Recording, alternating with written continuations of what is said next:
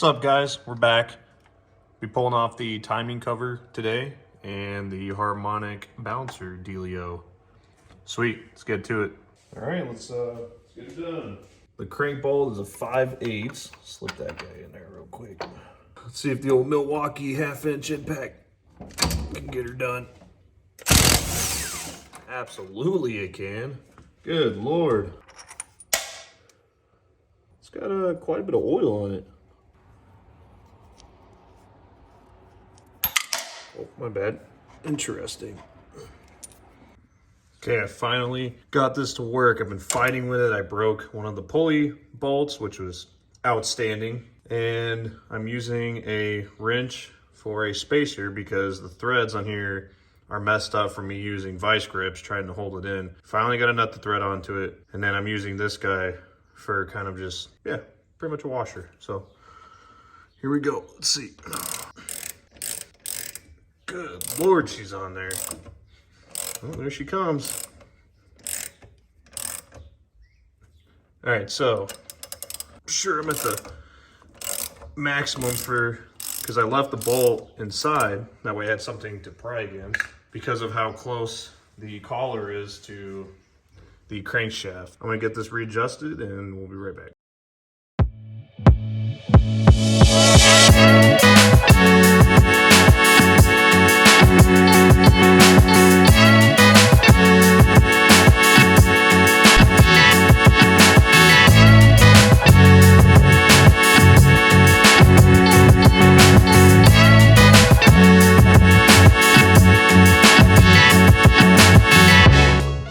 Got the old balancer mount off, and you know what? I don't see a keyway on it. I could have sworn this was wrong too. I could have sworn that LT1s, they had a full circle and the harmonic balancer was kind of built into this piece right here, but yeah, there's no keyway at all. This was a freaking nightmare to take off. I snapped it. Yep, snapped this guy clean off. Bent the hell out of this. Obviously using it improper, but this is definitely one of the most difficult I've ever had to take off. Let me show you the car portion here. And you can see there's a keyway on it. I don't know if the key is pushed all the way back in. I do see something in there. I'm gonna have to investigate on that. The 24X kit should come with a new harmonic bouncer because how it works is it puts basically like a disc on the harmonic bouncer that M sensor can use for the coil management and to time the sparks on for each coil. So this shouldn't be a big deal. I don't even think I'll have to put this back in the car. On to the next.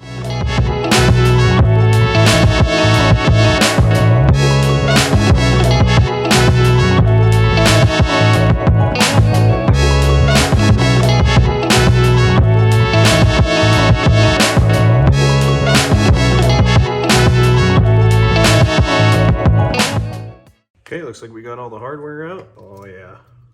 Oh yeah, she's coming. It's a little difficult getting an angle with the screwdriver without messing anything up in here. Because you want it to come out even. You don't want it to just pry out like this. But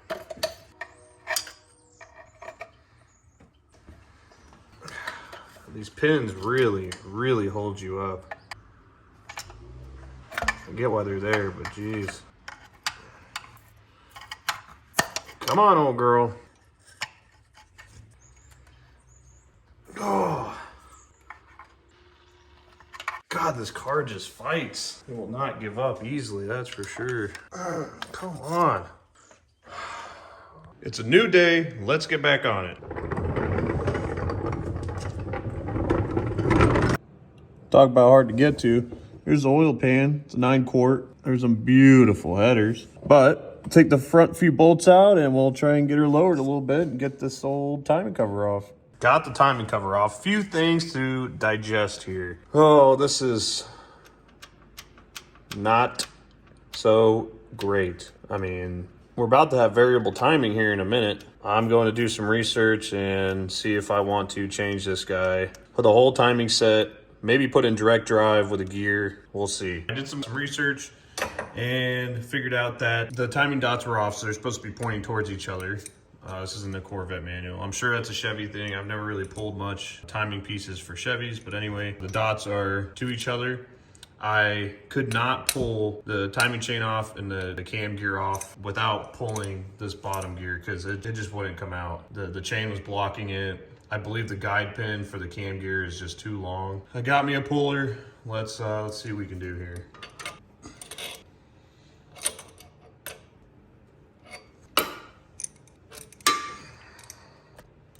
All right, got to the point where from now on it's a piece of cake.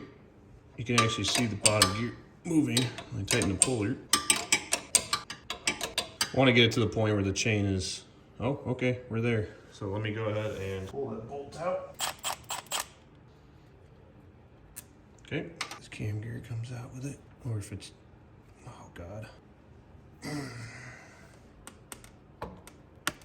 Oh, I should have been pulling this with it.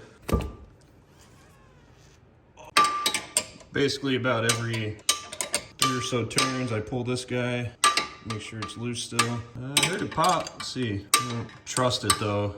Thing's been giving me a lot of problems. Oh, there it is.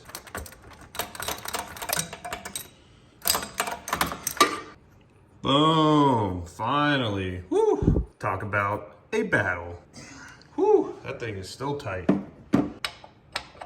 Hopefully I didn't mess up this pin too much. I really hope it didn't bend this. That would suck. Oh no. As you can see here, I cleaned it up a little bit. I just like working with clean stuff. It's a little easier to work with. You don't get dirt everywhere. This main crank seal right here, this guy was leaking pretty bad. There was just grime about right here. So it was just dripping down, going, you know, who knows where. This guy, not so bad. This guy, not so bad. Because I don't think oil really splashes on these two. Let's get the seals out and get the new ones in. For the gaskets, I'm using this Felpro kit, part number 45953.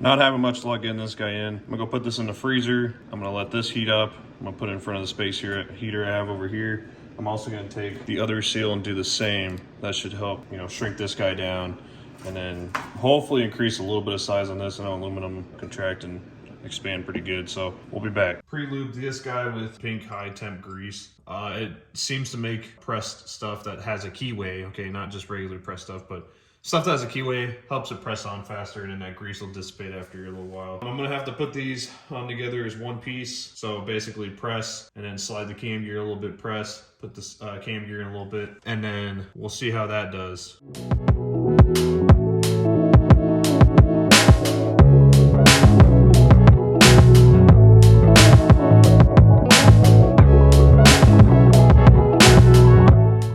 As you can see, it's all good to go. I turned it over one full 360 according to the cam gear, not the crank, obviously the cam gear. So it does one full revolution of 4 cycles on each cylinder. So each cylinder completes its 4 cycles. And then, yeah, I mean, she's in.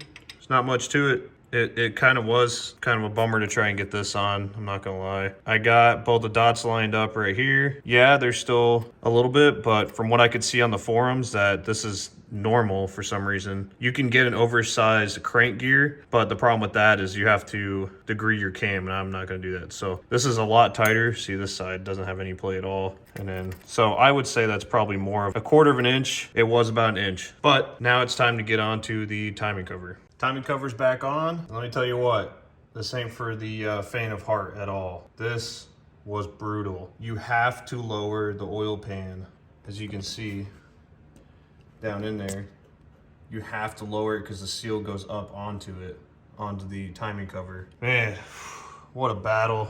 My hands are just covered and whew. Anyway, it's on. I'm gonna go eat, and that's it for the installation of this. So thanks for watching. You guys have a good one.